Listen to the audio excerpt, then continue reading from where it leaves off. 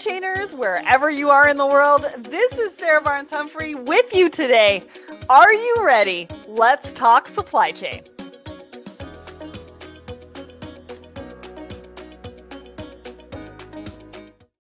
Good morning, everyone, and welcome to Thoughts and Coffee. My name is Sarah Barnes-Humphrey. I'm the founder and host of Let's Talk Supply Chain, the Blended podcast, and the founder of the Blended Pledge as well. And we have a great show coming up for you today. We've got Kevin from Envase Technologies joining me today, and we're going to be talking about customer experience and technology, and we're going to be talking about it in a way that you may not thought of before. But before we get into that, say you're at work and all the lights flicker and then go out. You try to move and bump into something, you turn and bump into something else. You just can't work like this. You need to be able to see what's happening. Well, this is how your inventory feels. Fastenal has unique inventory solutions that sends data to the cloud and helps you avoid stockouts while not carrying excess inventory. Don't stay in the dark. Let Fastenal shine a light on the parts and supplies that keep your businesses running. Go to fastenal.com/LTSC to see how they do it. All right, let's give you a bit of an update on what is happening in our Let's Talk Supply Chain community. Well, we have a brand new podcast episode with Reveal, and we're talking about leveraging the power of shipping intelligence. And I can't wait for you guys to hear all about this particular episode and who Reveal is, what they're doing, the impact that they're making in supply chain. And we talk about parcel consulting and whether parcel consulting is actually dead. So go and check it out. Episode 357, wherever you listen to the podcast. All right. So what's next? On Thursday, we have an update for you on intermodal and what you need to know. So back in April, Jerry, Peter, and Trevor joined me for a LinkedIn Live sponsored by Ayana, talking about the intermodal market and what it looked like at the time, what we could forecast for the rest of 2023. Well, now they're back, and we're going to be talking about how those trends have manifested themselves to today, and what we need to know, what we need to focus on, what we need to think about into 2024 with an economy update. So click the attend button. We're going live at 2 p.m. Eastern on this Thursday. If you can't attend live, click it anyways, because I'm going to send you the link so you can watch the recording. All right. Then we've got Log Tech Live. So Eric Johnson is back. Hide and seek for trucks. Log Tech to the rescue. Well, I can't wait to see this one. It's at 10 a.m. Eastern on Friday across the Let's Talk Supply Chain channels. And then we are also going live September 21st for a LinkedIn Live with GoFreight. And we're going to be talking about mastering the digital transformation in freight forwarding. You're not going to want to miss this one. Go and click the attend button. Again, if you can't attend live, that's totally fine. We will send you the recording. And I can't wait to see you there. This is a bit of a sneak peek. Like, you all have heard me talk about the Secret Society of Supply Chain. One of our networking community membership groups is called the Supply Chainers. And here's a bit of a sneak peek. This is exclusive content with some of the biggest retailers in the industry, giving you the tea. And we are just about to launch it. So take a look in the comments of this particular post on LinkedIn a little bit later on today, because we're going to give you the sign up page and you are not going to want to miss out on this one.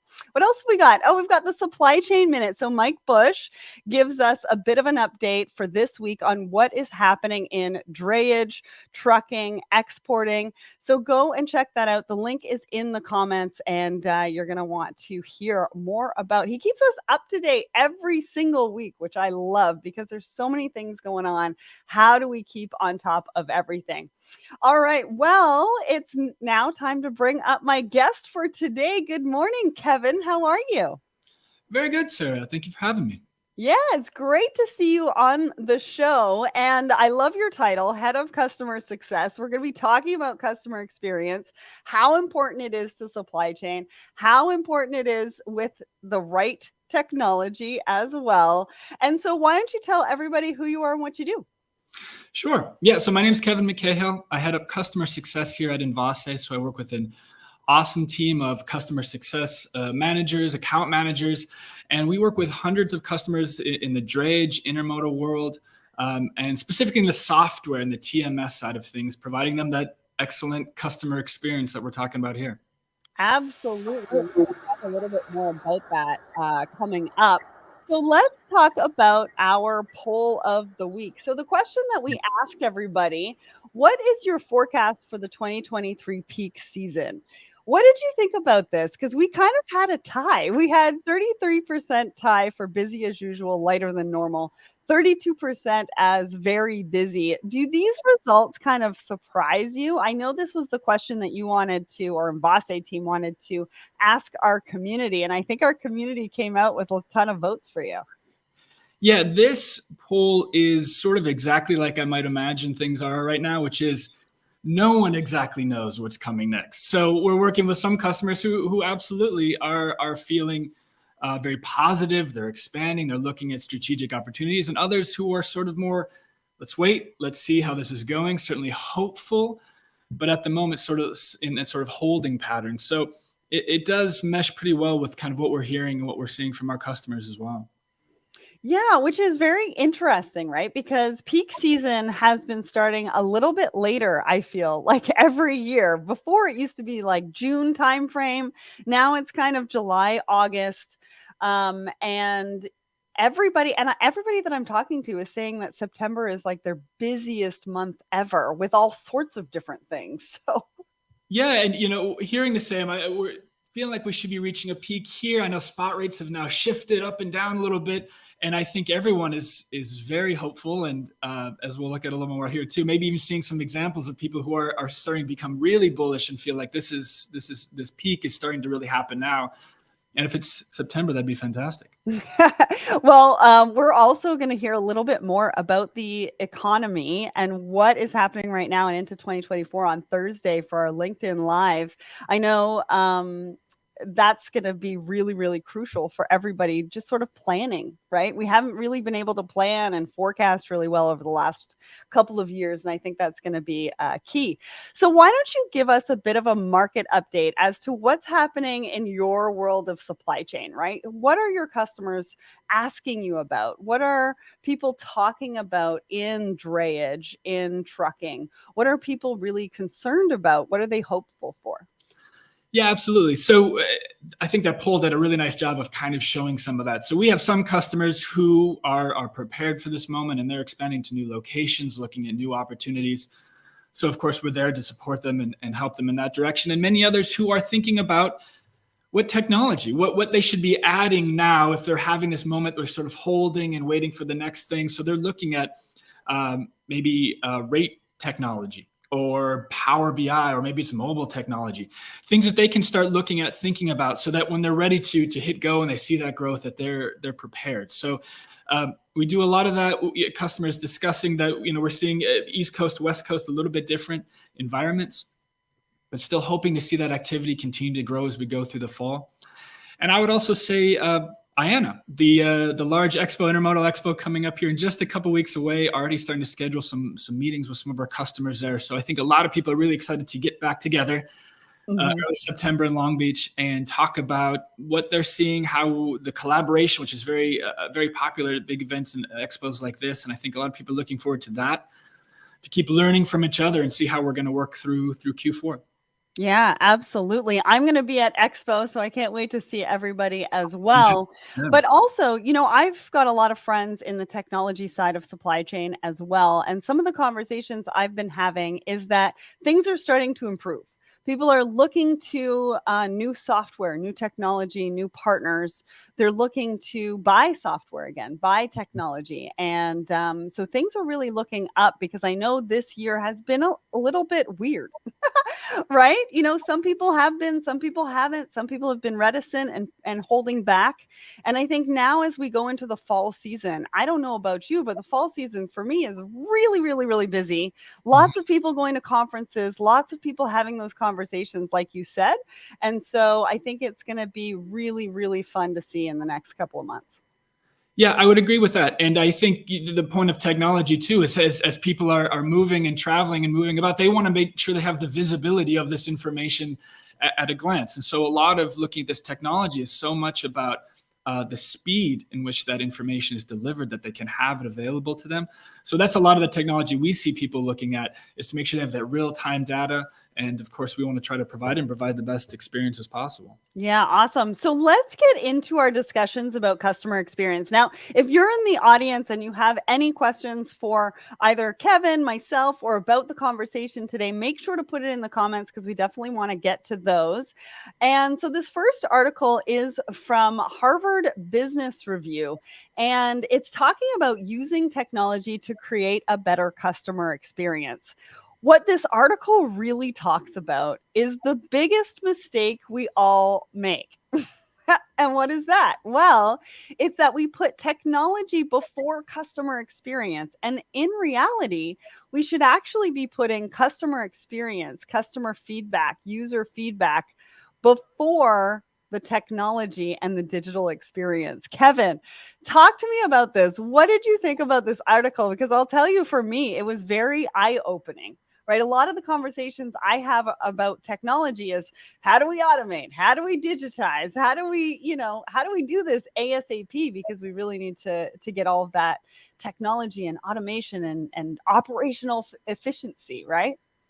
Yeah, it's a great article. And you're right. We are so focused. We think about technology and we think about the efficiency of it and what this piece of technology does. But as that article highlighted, even from senior leaders, that they recognized they didn't really understand their customers very well. Mm-hmm. They were honest about that. And so that is the key of customer experience is, yes, you've created a great product. You think it's great. Of course, you're selling it. But how do you view it from a customer's eyes? Or as we often talk about, how are we showing value? What is success to a customer? And so that's an area that I think we can see a lot of growth and improvement in. And certainly we're trying to do exactly that, is show that value as quickly as possible, help a customer to see this piece of technology, not just for some efficiency, but also the relationship it brings to their customers, the post-sale experience, so that they have someone they can connect with if things aren't going exactly right. They know how to expand and use it more as their opportunities grow, and use it to expand into their customers as well. So that experience side of things and that value add is key. And I think a lot of customers in just a race to add technology might at times, companies might forget that aspect of it. But of course, it's so valuable to retain those customers as well. Yeah, one of the things that it says is that we're prioritizing automation over empathy. And I know everybody in the supply chain industry, like, we're all about people, we're all about relationships. So I can almost hear that gasp, right? No, we can't be doing that. And so I think we need to be a little bit more mindful of our race to automation. What are we giving up?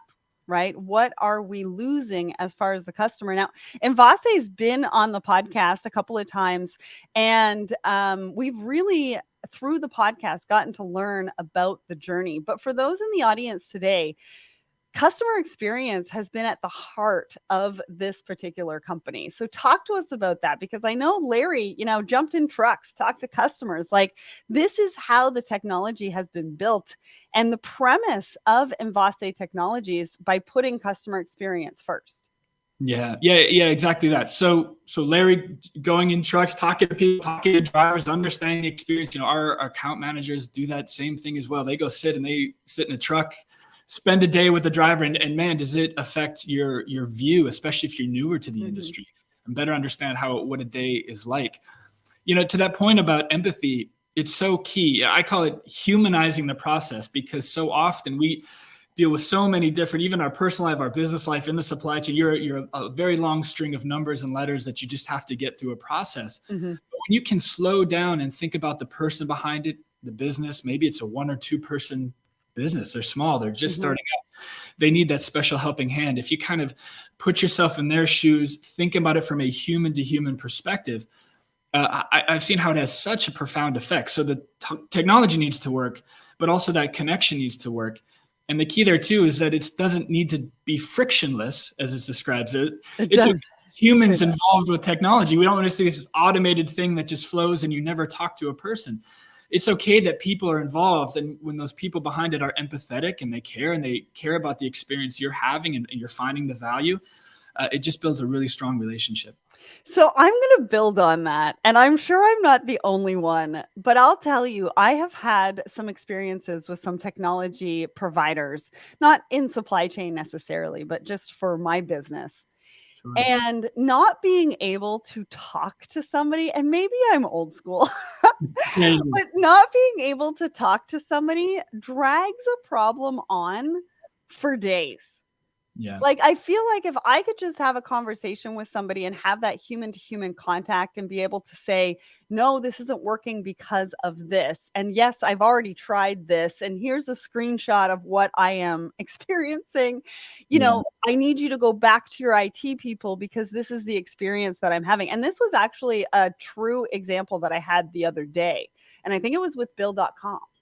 And I was like, I have all these different like accounts that are confusing everything. I just want to get out the accounts that aren't usable, just want to use the main account. And they were like, that's not possible. And that was all through, conversation through the website. So every time they sent me an email, I had to click on it to go see what their response was. Trying to talk to somebody saying, hey, your IT department should be able to do something about this.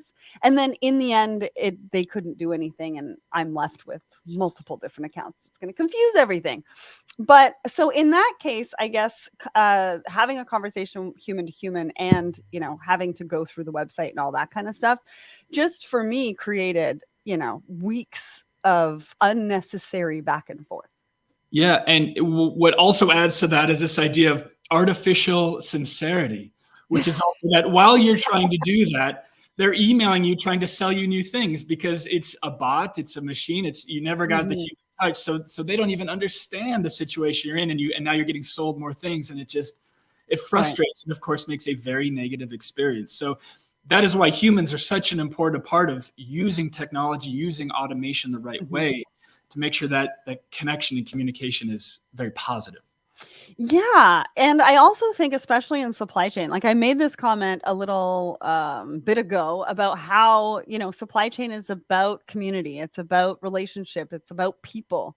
And when we think about technology, we really cannot lose that, because if that's something that is at the core of the people in our industry and supply chain, they're still going to want that added touch. It's still going to be something that's important, and it's going to be important to be able to keep those customers as well. So just finishing on this particular article, I think it was Gartner that surveyed a bunch of chief marketing officers, and they said that this was the top gap, was that not really understanding what their customers want, what their customers crave. One of the answers or solutions that they talk about in this article is a holistic approach. So there's a lot of great examples in this particular article. There's a lot of things covered. They even give an example of Lego. And during the pandemic, as they had to move online, their original thought process on how they wanted to do things virtually had to get scrapped because it wasn't working. And then they spoke to their customers, they revamped the virtual experience, and it's actually become a very good revenue stream for them. And that's one of the articles they talk about in this particular one of the examples they talk about in this particular article. So I highly recommend go and check it out. It's in the comments over on my personal. I'll be putting it in the comments after this show. And so let's get to do you have any final comments on that particular article before we get to the next one? No, that's great. Let's keep moving. Awesome. All right. So next up is the intermodal drayage software comparison guide. Do we have the right one? Is this the right one? Yeah, I think so. Okay. Perfect. Which we are going to give you the link in the comments to go and sign up for. Now, this is something that Envase put together to talk about technology, to talk about customer experience, to talk about finding the right TMS provider. So talk to us about this. Yeah, absolutely. So this is obviously specific to the intermodal drayage world. We have many companies as they compare TMS management software. They compare different routes that they should go. And part of this is, in tying it back to the topic that we're discussing of customer experience, a lot of it is you may just look at the technology and say, well, does it click these boxes and do exactly what I need to do? But there's also a second layer to that as well, which is, what does that post-sale experience look like? Is there someone I'm going to be able to talk to your point, Sarah, if things go a little awry? What is that onboarding experience like? Will there always be someone there that I can connect with? Is anyone curious what I'm trying to get out of this rather than just selling me something directly? So there's a lot of detail in a TMS and in the software. So we're, driver pay, EDI, all these different details. And so rather than just focusing on those tangibles, think about the experience in total. Even using the website as you look around, does this stuff work? And does it feel like it makes sense for you and the size of your business so they understand you? So this little guide can kind of help some of those things and look through what is in Envase might offer, what other TMSs might offer, and make sure that it lines up and aligns with what your expectation is, what you're looking for, and that the experience is there that'll help you and your business to grow and thrive. Well, and I think also, it's important when you're thinking about technology, not only putting customer experience first and then thinking about the technology, not only how it helps your operational efficiency, but also what it means to your customers. What is that experience that it'll not only give to you as an organization, but also give to your customers? How can it, and I know that at Envase, you guys think about your customer's customer. Right. And that's how you create features. It's how you create some of that technology that you provide to your customers.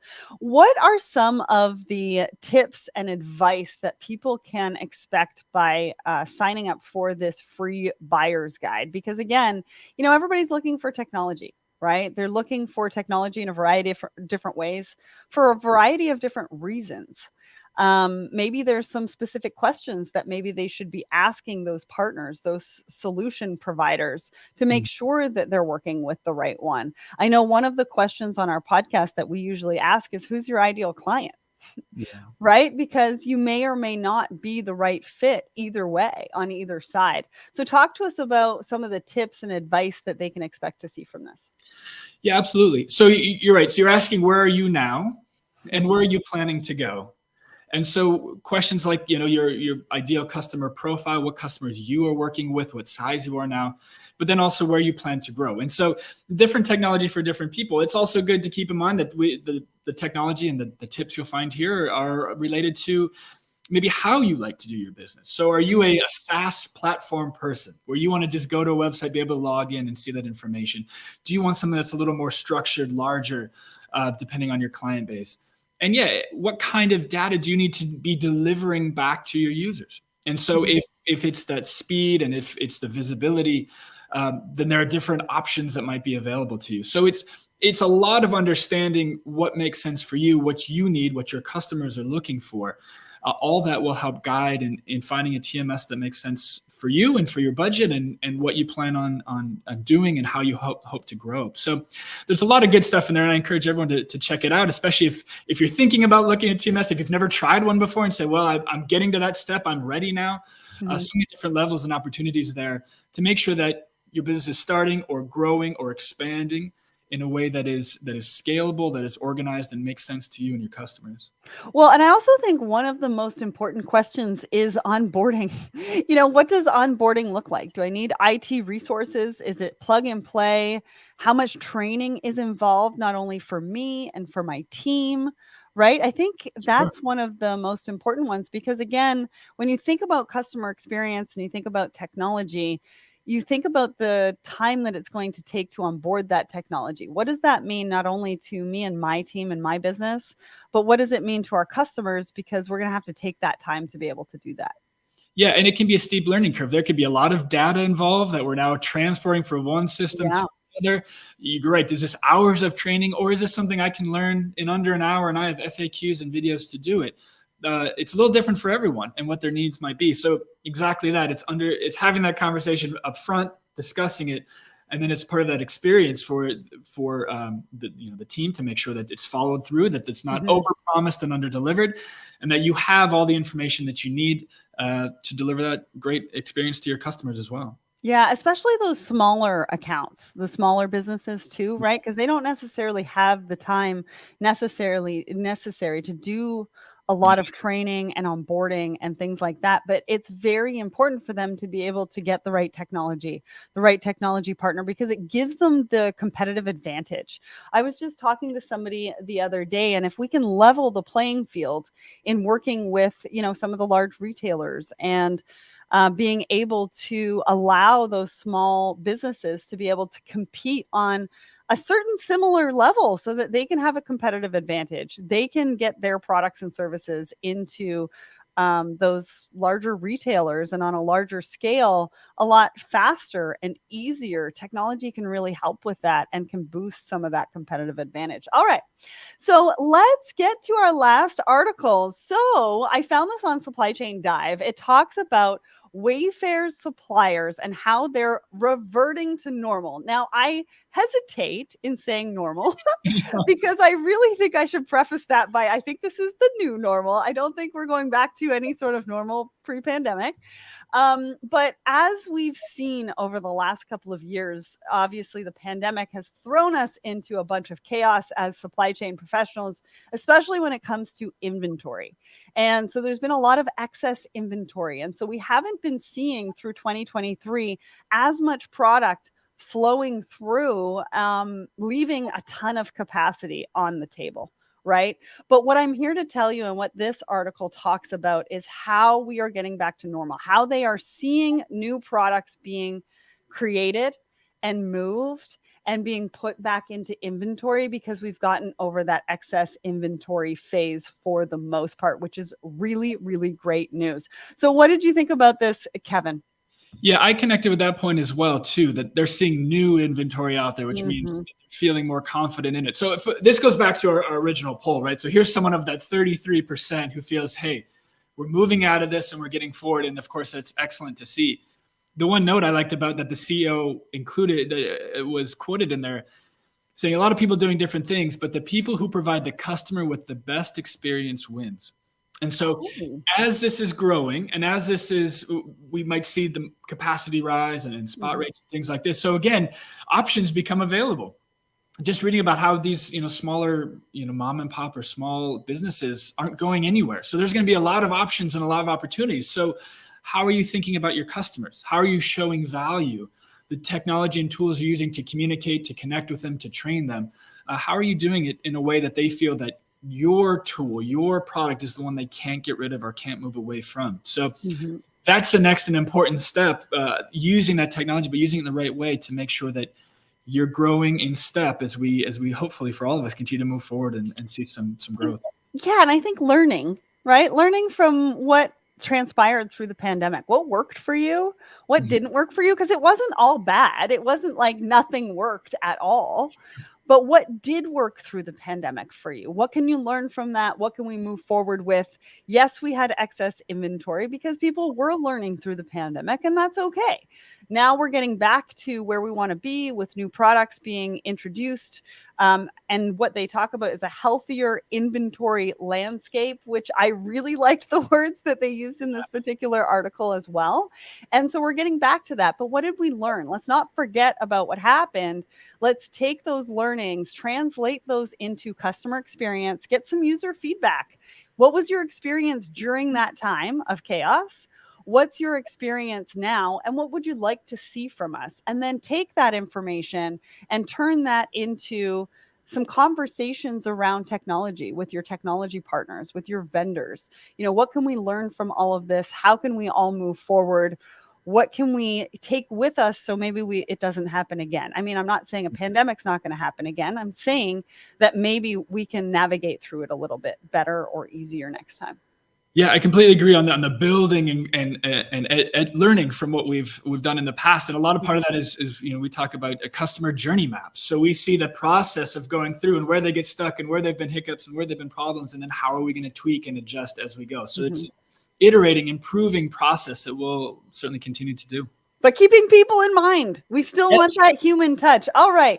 Just to let everybody know before we go where I am going to be. So in September, actually the end of next week, I'm going to be in Chicago for the Four Kites Visibility Conference. The week after that, I'm going to be at the IANA Expo with Kevin here and Envase. And then September 25th through 27th, I'm going to be at the Inland Distribution Conference with the Journal of Commerce. Can't wait for that. In October, I'm going to be at Digital Procurement World, and I'm going to be emceeing their virtual side of their conference. And then after that, I'm going to be with the National Motor Freight Transportation Association, and then in San Francisco for the Bloom User Conference. And then I'm going to be in Atlanta for the Woman in Supply Chain Conference. So when I tell you that this fall is busy, it is busy, but I cannot wait for it because I cannot wait to connect and see everyone. Kevin, thank you so much for joining us today. Next week, I will be back with Bill from the Journal of Commerce talking about Inland, and I'll be doing it from New York City. Have a great day, everyone. Thanks, Kevin, for coming